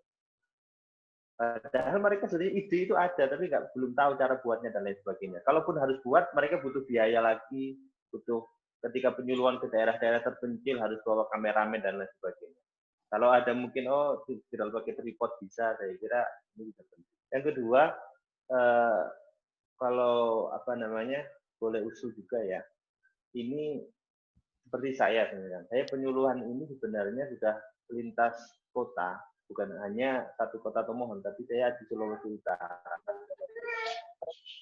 Sementara kadang-kadang terbatas dari sisi pelaporan juknis dari pusat. Ketika saya laporkan ini, oh ini kan sudah bukan luar kota Tomohon, kamu kan nyuluhnya di kecamatan ini. Bahkan Tomohon ini pernah saya usulkan di pas lomba penyuluh teladan, satu kota Tomohon itu penyuluhnya cuma 8. Karena KUA-nya cuma 1. Apakah hal ini juga tidak ada kebijakan lain supaya Tomohon bisa lebih penyuluhnya? Karena satu kota loh cuma 8 orang. Ya. Apakah dari sisi pelaporan, apakah boleh lintas sektoral tadi? Saya nyuluh di kota-kota lain, beberapa kota, yang memang itu saya lakukan. Ya. Dari sisi, tadi saya suka dengan bahasanya siapa, Mas Amir atau Mas Ali sendiri yang menyampaikan bahwa penyuluh itu bukan hanya edukatif, konsultatif, dan sebagainya, tapi bagaimana pembangunan itu juga penting. Pembangunan ekonomi umat itu juga penting. Ya. Sementara dari sisi pelaporan itu kadang-kadang kita agak repot, apalagi di era new normal. Kita mau buat laporan, kalau sekedar penyuluhan video, di situ harus ada absensi. Ya. Kemudian harus ada tempat, di situ harus ada pemilihan majelis taklimnya. Padahal tadi seperti disampaikan, bukan hanya majelis taklim, kita bisa nyuluh, kita sudah menjadi tangan kanannya negara, kita sudah menjadi kiainya negara, maka harusnya bisa menyuluh di mana saja. Tapi karena tadi selembar kertas ini mengukur membuat kita terkungkung, seakan-akan hanya itu saja yang bisa kita berbuat, padahal bisa lebih. Nah ini saya kira perlu pencerahan. Kira-kira kalau sudah berbuat lebih seperti itu, laporannya mau bagaimana supaya kita lebih luas lagi. Mungkin itu saja. Terima kasih atas waktunya. Baik, Assalamualaikum warahmatullahi wabarakatuh. Ustadz Alam dari Sulut. Sebentar, kemudian kita beri kesempatan. Sumatera Utara. Sebentar ya, Bapak Ibu. Mohon izin. Sumatera Utara. Sebentar, Bapak Ibu. Ya, baik. Banten. Ya, sebentar. Sumatera Utara. Yang zona Bapak Ibu, sudah saya jelaskan sejak tadi bahwasannya apabila Reaction, kalau masuk reaction, ingin menyampaikan reaction atau bertanya, Bapak Ibu bisa menggunakan menu reaction. Jadi saya bisa melihat kode dari Bapak Ibu yang menunjuk tangan. Jadi bukan secara langsung menunjuk tangan di layar. Jadi Bapak Ibu bisa menggunakan menu reaction. Kalau di handphone itu ada di atas, di titik 3 itu Bapak klik titik 3, nanti ada menu reaction. Kemudian kalau yang menggunakan laptop, ada di bawah, ada klik reaction, bisa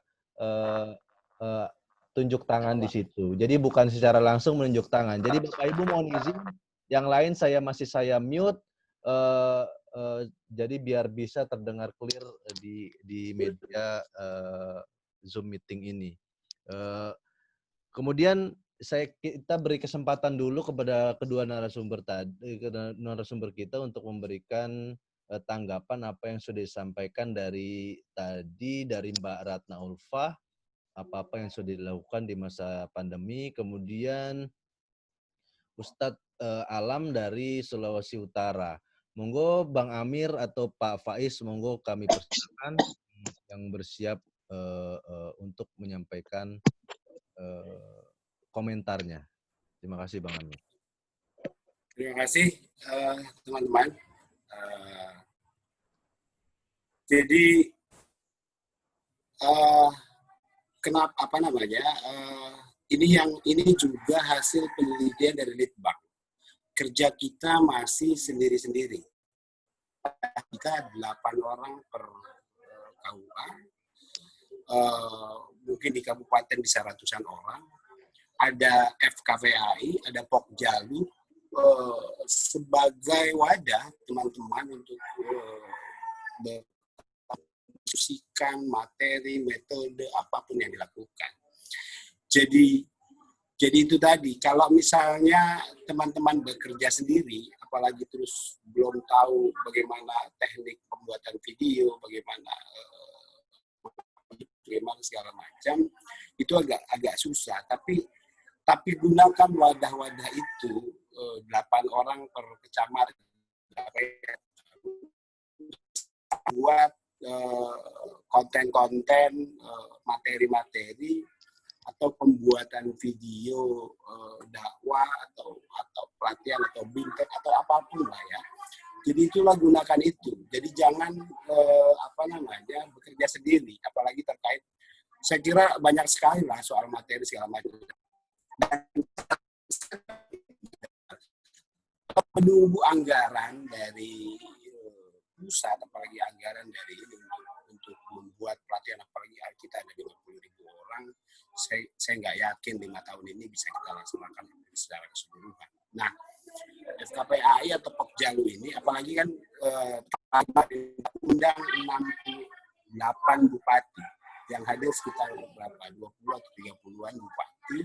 Kita berharap ini ada sinergi antara Kementerian Agama dengan Pemda, antara penyuluh agama dengan Pemda. Nah,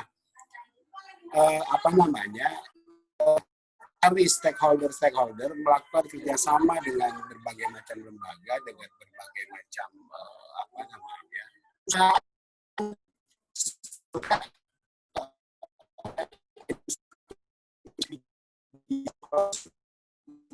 dan lain-lain segala macam itu ya kan. Nah ini yang halo kedengeran? Dengaran Bang. Oke. Iya, ini yang harus teman-teman lakukan. Yang pertama adalah bekerjalah berkelompok, bagi tugas. Siapa yang di rumah sakit, siapa yang di lapas, di jadwal, siapa yang di daerah pedalaman, siapa yang mengembangkan. Jadi ada tahap perencanaan, ada tahap pelaksanaan kegiatan, ada tahap evaluasi, dan 3 tahap itu saya kira harus didiskusikan dengan teman-teman. Saya kira kalau misalnya berkelompok terus bisa melakukan MOU kerjasama dengan stakeholder masing-masing, kita jadi tidak menunggu anggaran. Karena lagi-lagi saya harus sampaikan di sini bahwa honor penyuluhan PNS pun tahun 2020 ini baru tersedia 8 bulan. Sampai Agustus. Nah, September 4 bulan lagi belum kelihatan. Nah, ini kan yang butuh perjuangan dan lain-lain. Nah, saya kira itu tadi karena anggaran bidang agama adalah sangat sedikit dibanding dengan anggaran pendidikan, anggaran karena pendidikan tadi undang. Jadi ini kreatif lah, inovatif lah. Jangan terus menunggu anggaran, karena tidak melakukan. Nah, kalau tadi ya, karena tadi hasil penelitian juga getaran penyuluh agama di masyarakat belum terasa, banyak belum banggalah menjadi penyuluh agama. Saya mau bilang itu. Saya adalah penyuluh agama, saya adalah ustadz di negara. Saya kini buatlah penyuluh agama menjadi profesi yang membanggakan. Kalau itu semuanya sudah kita lakukan, maka hasil-hasil penelitian tentu saja akan signifikan peran penyuluh agama. Dan ini butuh kesepakatan bersama, kita bareng-bareng, kita tunjukkan. Nah, kalau peran kita tunjukkan, pentingnya penyuluh agama sudah kita tunjukkan terhadap negara ini, terhadap masyarakat, saya yakin kesejahteraan akan meningkat. Ini hampir seluruh persoalan penyuluh agama, saya yakin anggaran akan meningkat. Nah, ini harus terus kita lakukan menurut saya. Jadi kita sepakat, nah ini agen-agen Opceng penyuluh agama 2000 alumni Luhdan 2019 ini harus menjadi pionir di daerahnya, di masyarakatnya, ya kan? Bangkit, bergerak tagar penyuluh agama Islam keren, tagar ini segala macam terus kita gaungkan, kita hadirkan dan kita tunjukkan penyuluh agama ada dan penting buat negara. Saya kira itu. Pak Arif. Baik. Waalaikumsalam. Terima kasih. Pak Faiz, mungkin ada tanggapan lain? Pak Faiz? Oke, saya sedikit. Baik, Pak Alif, sedikit saja. Baik, Pak Faiz, monggo. Ya. Untuk tanggapan Bu Ratna Ulfatul, saya sangat mengapresiasi apa yang telah Ibu lakukan di Purworejo terkait dengan bimbingan dan penyuluhan. Saya kira ini adalah usaha maksimal ya, baik pada masa pandemi maupun new normal sekarang. Mungkin ini bisa diikuti oleh penyuluh-penyuluh yang lain yang berada di provinsi-provinsi di seluruh Indonesia. Kemudian yang kedua adalah persoalan yang disampaikan oleh Saudara Alam dari Sulut tentang video ya.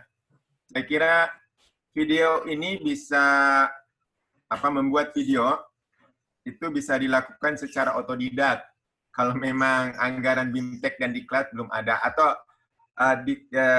bimbingan teknis yang dilakukan oleh Direktorat Penerangan atau Diklat yang dilakukan oleh Balandiktek belum ada misalnya.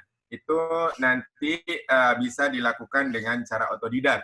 Bisa dilihat di Google, mungkin sekarang ada aplikasi-aplikasi ya terkait bagaimana dengan cara membuat video. Jadi dilakukan otodidak. Nah, mungkin kita sudah menyediakan anggaran juga untuk itu, tetapi anggaran tersebut kemudian tersedot kembali, diambil kembali oleh pemerintah dalam rangka menanggulangi COVID-19 ini. Sebetulnya Pak Alif kalau tidak salah dulu sudah menyiapkan untuk BIMTEK membuat video. Bahkan di saat ini juga mungkin Pak Alif akan menyiapkan juga, akan mendatangkan narasumber secara virtual ataupun secara tatap langsung kalau tidak salah Pak Alif ya. Ya, insya Allah nanti saya akan tampilkan ya.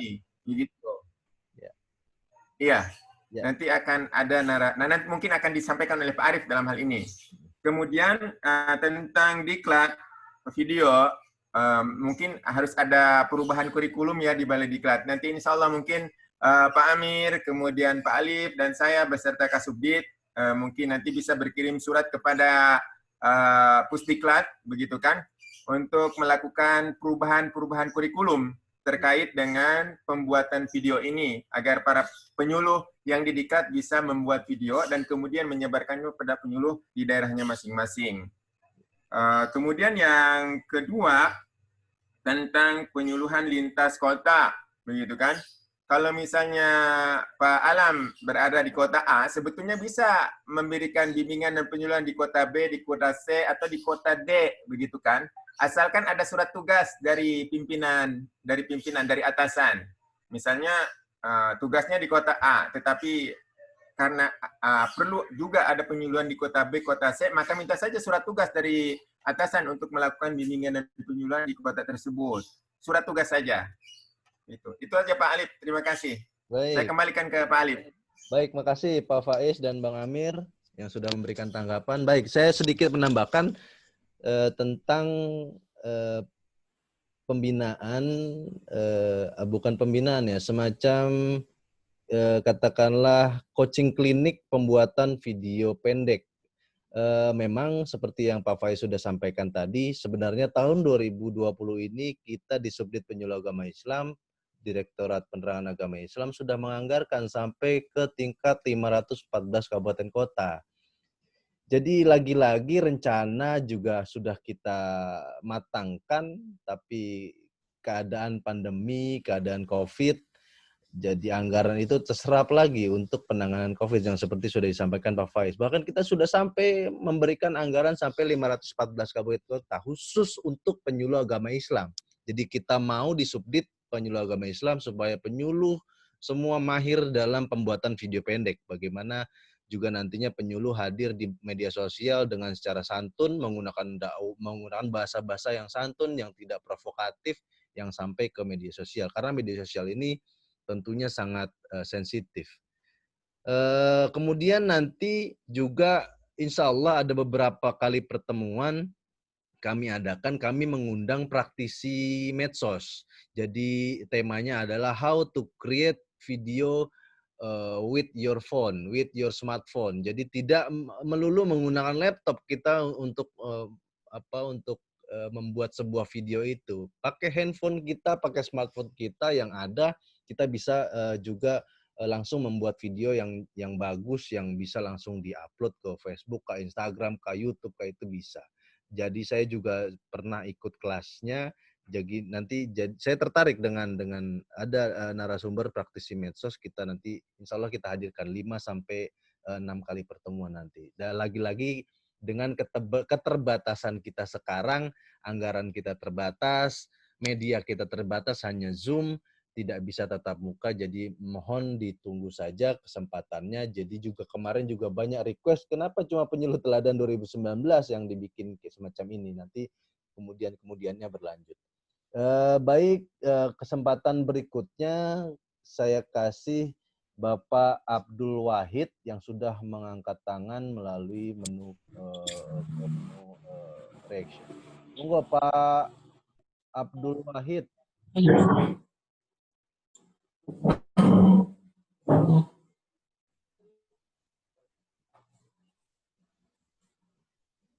Halo, Pak Abdul Wahid? Oh, tidak menyimak ya? Oke, Mas Hamzah boleh dari Sulsel ya, Mas Hamzah. Mas Hamzah, monggo Mas Hamzah. Ya, Mas Hamzah. Assalamualaikum. Waalaikumsalam warahmatullahi wabarakatuh. Waalaikumsalam. Alhamdulillah. Alhamdulillah, ma'bad, la haula wala quwata illa billah. Yang saya hormati Bapak narasumber dan teman-teman penyuluh teladan tahun 2019 yang bahagia. Saya langsung pada poin yang kita bicarakan saat ini soal bagaimana penyuluh agama membuat edukasi melalui konten-konten positif. Bahwa apa yang kita bicarakan saat ini soal video dan berkaitan dengan pelaksanaan kepenyuluhan untuk di Kabupaten Bantaeng, Sulawesi Selatan, itu sejak dari dulu kita sudah lakukan. Dan penyuluh agama itu selalu hadir setiap saat di mana masyarakat membutuhkan. Seperti saat ini perlu kami informasikan kepada semua rekan-rekan bahwa di Sulawesi Selatan dan di Kabupaten Bantaeng beberapa hari yang lalu itu kemudian terkena bencana banjir bandang, dan alhamdulillah saat ini sudah mulai tertangani dan penyuluh agama juga ikut berkontribusi dalam hal melakukan penanganan dan pemulihan terhadap bencana yang ada, termasuk bagaimana mengumpulkan donasi.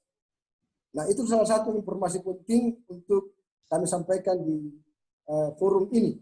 Kemudian selanjutnya, bahwa di masa pandemi ini, bagaimana kemudian penyuluh agama ikut berpartisipasi tidak hanya pada soal bagaimana memberikan sosialisasi berkaitan dengan kebijakan-kebijakan pemerintah, baik itu surat edaran MUI dan kebijakan-kebijakan lain, termasuk juga regulasi yang kemudian dikeluarkan oleh pihak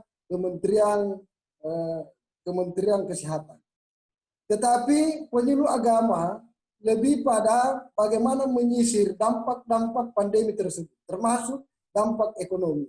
Nah, dampak ekonomi ini itu kemudian bagaimana penyuluh agama Islam melalui penyuluh agama Islam yang non PNS melalui honornya yang ya boleh dikata belum memadai, tetapi kemudian itu dikumpulkan beberapa rupiah lalu kemudian didonasikan oleh masyarakat yang terdampak pada COVID-19. Nah, selanjutnya hal yang paling penting yang kami ingin sampaikan bahwa kita juga butuh kejelasan. Katakanlah penyuluh non-PNS ini butuh kejelasan dari pemerintah melalui Kementerian Agama dan butuh kebijakan yang pro terhadap kebijakan yang pro-produktif terhadap kesejahteraan penyuluh non-PNS. Sedang saya yakin tidak semua penyuluh non-PNS berani menyampaikan hal semacam ini, tetapi saya secara pribadi karena forum ini adalah forum steril, kita semua hadir sebagai salah satu rangkaian keluarga penyuluh agama Islam, tentu saya berani menyampaikan hal semacam ini. Saya mencoba membandingkan dengan bagaimana penyuluh agama Islam itu dituntut untuk hadir, bagaimana pemenuhan kebutuhan masyarakat itu bisa terpenuhi dengan adanya penyuluh agama Islam. Tetapi perlu kami sampaikan bahwa ada juga beberapa kementerian lain yang juga ikut berkontribusi, di mana itulah yang menyebabkan penyuluh agama Islam itu tidak terlihat secara nampak di tengah-tengah masyarakat, karena ada beberapa pendamping-pendamping ekonomi di kementerian-kementerian lain juga ikut terlibat. Katakanlah ada Kementerian Desa melalui pendamping desanya, ada Kementerian Sosial melalui pendamping PKH-nya. Lalu kemudian mereka hadir di tengah-tengah masyarakat dengan menyampaikan bagaimana pemenuhan ekonomi masyarakat itu bisa terpenuhi dengan program-program ekonominya. Tetapi penyuluh agama Islam itu tidak. Dia hanya lahir, dia hanya hadir di tengah-tengah masyarakat dengan menyampaikan mari bersabar dengan keadaan yang masyarakat alami saat ini. Saya kira agama ini juga kita harus harus ikut serta bagaimana membangun taraf hidup masyarakat melalui pembangunan ekonomi. Dengan satu hal yaitu bagaimana juga penyuluh agama Islam ikut serta tidak menjadi peminta lah di tengah-tengah masyarakat, tapi dia menjadi solusi di tengah-tengah masyarakat yang ada. Kemudian yang terakhir kami sampaikan sebagai bagian dari kewajiban hati kami bahwa selama ini kalau dikatakan bahwa ada beberapa kebijakan Kementerian Agama melalui Bimas Islam di mana 80% itu menyentuh kepada penyuluh, tetapi program-program itu kami memohon dengan sangat kepada penentu kebijakan atau orang-orang yang mempengaruhi kebijakan itu, maka mohonlah bagaimana kebijakan itu bersifat bersifat mikro dalam artian tidak bersifat pada kegiatan-kegiatan atas saja.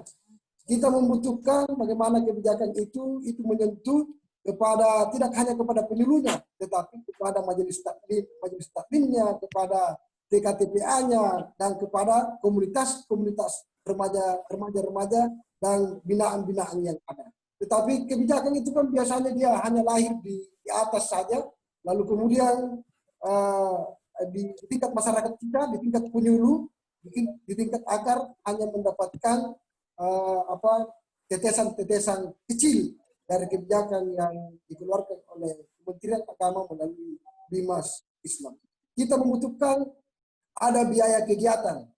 Kita membutuhkan ada biaya kegiatan karena selama ini penyuluh agama Islam hanya mengandalkan pemerintah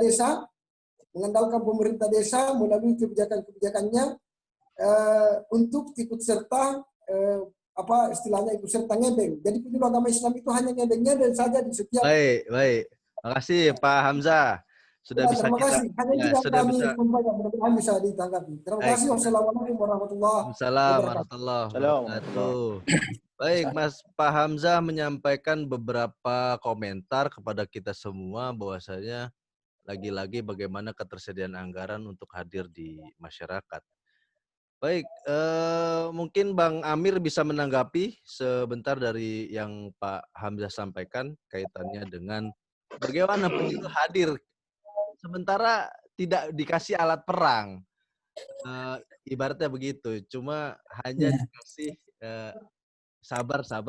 Monggo silakan Bang Haji Amir mungkin bisa memberi tanggapan, nanti Pak Faiz juga mungkin bisa memberikan tanggapan. Ini memang masalah nasional memang.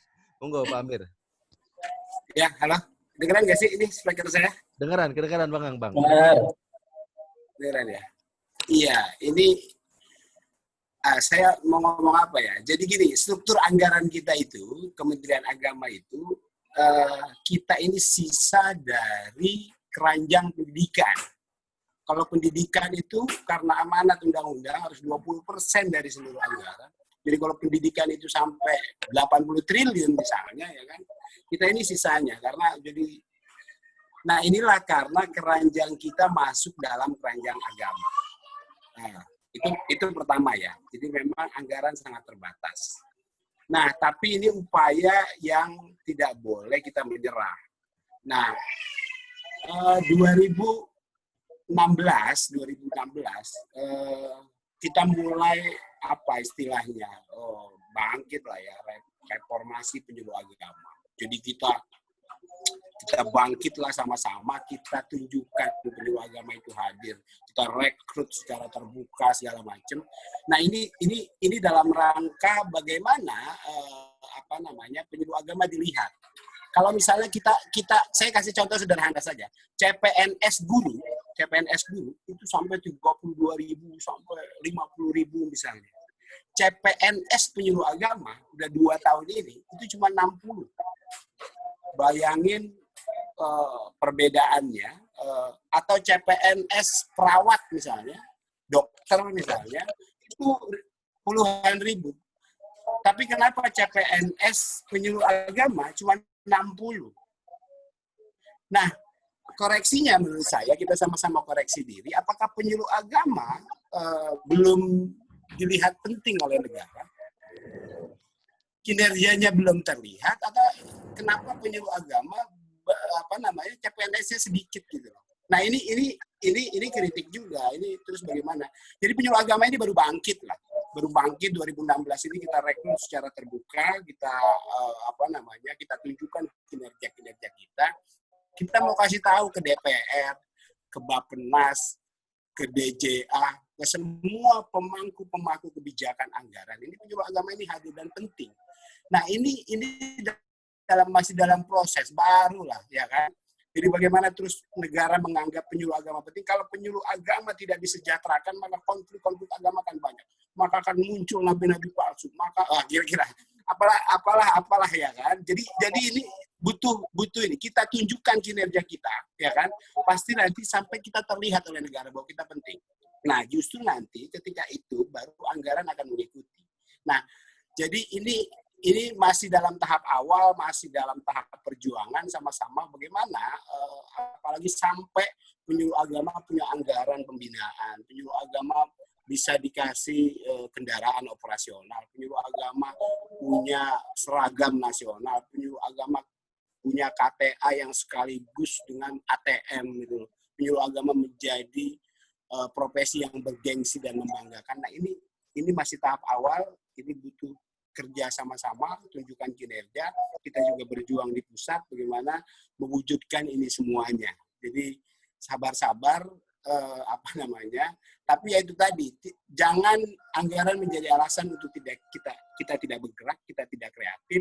Saya kira banyak hal yang bisa kita lakukan kerjasama dengan berbagai macam pihak. Hari ini kita masih nebeng di kegiatan-kegiatan Pemda, kegiatan segala macam, dengan tenaga dan lain-lain. Mudah-mudahan 2-3 tahun, 4 tahun, 5 tahun ke depan, ya kan, kita punya anggaran sendiri yang yang bisa kita lakukan untuk melakukan pemberdayaan masyarakat, penyembuhan daerah. Saya kira itu. Jadi sabar, memang porsi anggaran kita yang masih sangat minim. Saya kira itu, Pak Alif, silakan. Baik, makasih Bang Amir. Nampaknya ada rekan kita ini, Pak Abdul Wahid, sudah tidak sabar ingin menyampaikan apa dari tadi itu sudah. Monggo, silakan Pak Abdul Wahid, saya berikan kesempatan. Assalamualaikum warahmatullahi wabarakatuh. Waalaikumsalam warahmatullahi wabarakatuh. Salam untuk semuanya. Mohon izin kepada narasumber dan para penyuluh se-Indonesia. Mohon izin ya, karena kami bukan salah satu penyuluh teladan saat 2019, tetapi kami adalah selaku pencetus di Jawa Timur, yaitu Jambore untuk para penyuluh ya, beserta forum FKPAI dan Pokjalu Kabupaten Lumajang. Kami mohon izin, pertama adalah mempunyai satu harapan penuh dengan apa yang disampaikan oleh Abah Haji Amir ya. Dengan sedikit dana ini, tetapi kita mempunyai satu kemampuan untuk bereksistensi, menyatakan diri bahwa kami adalah penyuluh yang profesional. Dengan satu catatan, adanya sinergi kerjasama antara penyuluh agama dengan instansi lain. Untuk itu kami berharap supaya di pusat itu betul-betul adanya sinergitas antara kementerian ya, Kementerian Agama dan kementerian yang lain termasuk Kemendikbud misalkan. Jadi kami sangat dibutuhkan misalkan dalam pembenahan ruhiyah kepada pendidikan anak usia dini dan seterusnya. Jadi kami harap supaya adanya bangunan sinergitas antar pemegang manajemen atau yang mempunyai kebijakan di pusat. Nah, salah satunya adalah kami selaku penyuluh informasi publik ya. Hari ini kami masih belum bisa melanjutkan untuk aktivitas karena ada virus corona ini, tetapi kami tetap membantu PIP dari Kominfo. Insya Allah ini akan adanya sinergitas untuk penyuluhan bekerjasama antar lintas sektoral. Jadi itu harapan kami, mudah-mudahan di pusat yang punya kebijakan selalu berjuang, kami akan selalu berjuang di lapangan. Demikian, Pak. Terima kasih. Terima kasih, Pak Abdul Wahid. Tanggapan dari apa yang sudah kita bicarakan sejak tadi. Kemudian adalah sebentar. Ya, sebentar Ibu, sebentar ya. Ini juga masih ada antrian. Bu Wahyu Hasan sebentar ya, nanti saya berikan kesempatan. Baik, saya menanggapi dulu. Izin Pak Bang Amir dan Pak Faiz, ini kaitannya dengan sinergitas yang apa sih yang sudah kita lakukan di pusat. Baik, memang sudah ada beberapa MOU yang sudah kita lakukan. Salah satunya adalah PIP tadi, Kominfo, kemudian ada juga sinergi dengan BNPT, kemudian juga saya pernah hadir diundang itu melalui Kemensos. Jadi tunggu saja MOU yang akan datang yang bisa mendukung tugas-tugas penyuluh agama Islam. Bahkan terakhir KPK sudah menggandeng kita di pusat Subdit Penyuluh Agama Islam untuk menyusun sebuah modul yang nanti insya Allah tanggal 8 akan dipublikasikan oleh Menteri Agama langsung dengan juga para pimpinan di KPK. Jadi KPK juga sangat berharap kepada tenaga penyuluh agama Islam dengan modul yang sudah akan nanti diluncurkan, ada anti gratifikasi perspektif agama. Itu ada 5 agama yang sudah dirancang oleh para penulis di bimas-bimas Islam, bimas Kristen, bimas. Nah, tentunya penyuluh agama Islam nanti bisa menggunakan perspektif agama Islam tentunya. Baik, itu yang bisa saya tanggap dari Pak Abdul Wahid.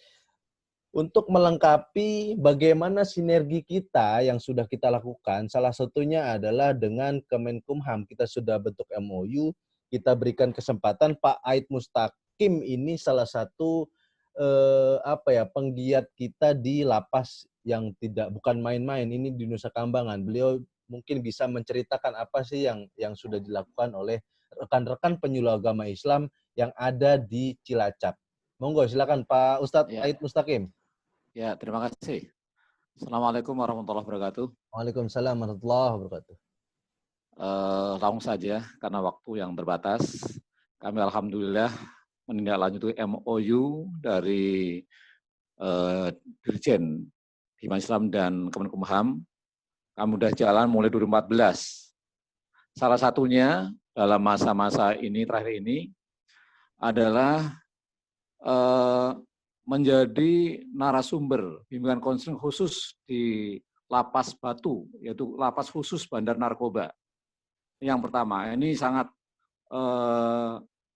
harus dipersiapkan. Ada 4 orang yang kami pilih di hari Senin sampai Kamis. Tiap hari ada 2 orang bandar narkoba yang kita bimbingan konseling ini. Dan alhamdulillah selama 4 bulan ini atau 6 bulan terakhir ini, Kemenkumham itu sangat merespon. Bahkan di masa pandemi ini, mereka hanya berhenti sebulan, kemudian meminta lagi. Karena satu-satunya, jika tidak ada pendampingan dari penyuluh agama, mereka hanya ada kegiatan fisik. Misalkan hanya dikeluarkan sehari untuk potong kuku atau potong rambut. Jadi pembinaan mentalnya sama sekali tidak ada. Dan ini standar high crash ini adalah one man one cell, 1 sel 1 orang dan tidak pernah dikeluarkan. Termasuk yang terbaru barangkali yang populer ada beberapa napi yang memang bukan ukuran bandar, tapi masuk ke situ. Dan ini juga PR baru. Kemarin baru saja pihak lapas meminta saya untuk persiapan bertemu dengan Habib Bahar misalkan, yang populer itu. Dan ini saya juga mempersiapkan diri bagaimana kita sebagai kiainya negara tidak boleh berpihak kepada apapun kecuali kepada negara. Bahasa-bahasa Islam moderat atau moderasi agama semuanya harus diterapkan di bimbingan konseling ini. Dan yang kedua adalah kerjasama dengan BNPT. Dan ini ternyata penyuluh punya porsi, memang butuh keberanian untuk mengatakan kami penyuluh agama. Awalnya kami masuk, ini kebanggaan kita itu. Dan ketika mereka rapat koordinasi BNPT dengan semua pihak, ternyata penyuluh agama yang paling tahu real di lapangan. Dan itu yang membuat BNPT terbelalak dan menempatkan penyuluh agama di Cilacap, salah satunya menjadi narasumber lokal jika ada pendampingan napi teroris. Dan pembinaan ini akan terus berkelanjutan. Maka memang banyak sebetulnya yang lokal, misalkan MOU yang tidak tergugat dengan Basnas misalkan. Basnas lokal mulai berkembang, asetnya bisa sampai mendekati sekarang 5 miliar, dan itu susah untuk mendistribusikan kecuali dalam penyuluh agama. Karena yang real di lapangan adalah penyuluh agama, tentang kemiskinan, tentang pengembangan apapun, tentang tasawuf, itu yang paling memungkinkan itu. Untuk itu, alhamdulillah kemarin Kementerian Agama Kabupaten Cilacap, MOU dengan Basnas Cilacap menjadi duta Basnas atau duta zakat. Untuk semua penyuluh agama honorer di Cilacap ada 202 orang dan 24 penyuluh agama Islam fungsional. Mereka nanti akan dianggarkan untuk dari fintech-nya, bagaimana mengelola zakat, dan pada akhirnya nanti benar-benar MOU ini membelakang kita bahwa kalau kita berjuang pasti ada jalan. Jadi nggak bingung anggaran. Bahkan kita repot untuk menangani ini. Jadi ini mungkin yang real. Kemudian yang lain misalnya dengan Polres, Kapolda Jateng sudah MOU dengan Kanwil Jawa Tengah untuk persoalan penanggulangan radikalisme. Dan ini akan ditindaklanjuti sampai kepada Polres. Di Polres ditindaklanjuti dengan adanya Dai Kamtibmas. Yang ini kemarin udah ada 4 kali pertemuan. Banyak sekali, termasuk dengan Pemda. Kalau bicara masalah pandemi, memang agak repot. Karena pada akhirnya nanti penyuluh agama menjadi ujung tombak semuanya. Tim COVID di tingkat kabupaten mungkin tidak kebaca penyuluh agama. Tapi tim COVID kecamatan, semuanya butuh penyuluh agama. Ketika mendata masjid, ketika melacak surat edaran menteri, bahkan ketika melacak sosialisasi pemerintah daerah misalkan, tetap sangat membutuhkan penyuluh agama, dan ini menjadi ujung tombak perjuangan penyuluh agama Islam. Ini harus diapresiasi. Jadi di saat orang disuruh di rumah, itu bagian perawat yang terjun ke lapangan untuk mendistribusikan, mensosialisasikan, bahkan kadang-kadang harus menjelaskan kepada masyarakat tentang pemahaman edaran-edaran dari negara maupun MUI, bahkan dari pemerintah daerah. Banyak sekali sebetulnya, karena waktu yang tidak memungkinkan. Intinya bahwa FKUB juga, banyaklah pokoknya. Asal mau bergerak, mau berusaha, pasti ada jalan. Terima kasih, Bang. Terima kasih, Ustadz Mustaqim sudah berbagi pengalaman. Jadi memang begitu luasnya ruang penyuluh agama Islam untuk bergerak. Jadi jangan takut.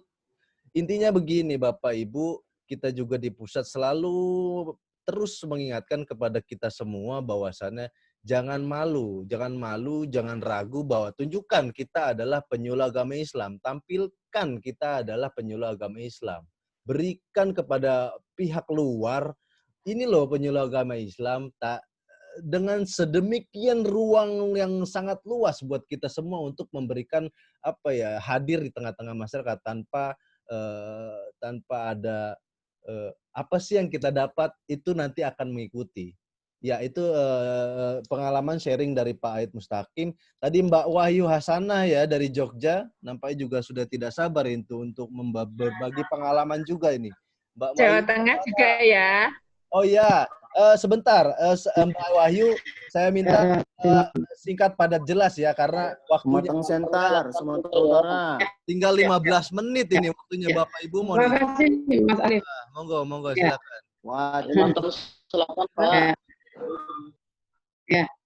Ya, terima kasih Mas Alif. Ya. Kami yang dari Jogja juga akan memberikan sebuah apa ya, hanya pengalaman kami ya. Kebetulan wilayah kita itu yang paling kaya saat ini. Karena apa? Kita mengembangkan yang namanya infak rumah ke rumah itu dari 2010 sampai sekarang itu namanya infak siaga bencana. Infak siaga bencana ini kita kelola bareng-bareng. Ternyata luar biasa. Kita kelola yang kebetulan saya sendiri menjadi salah satu ketua dari Satgas COVID di tempat kami, di kelurahan kami. Nah, saya adalah ketua Satgas COVID. Nah, mengelola melalui tabungan siaga bencana dari masyarakat.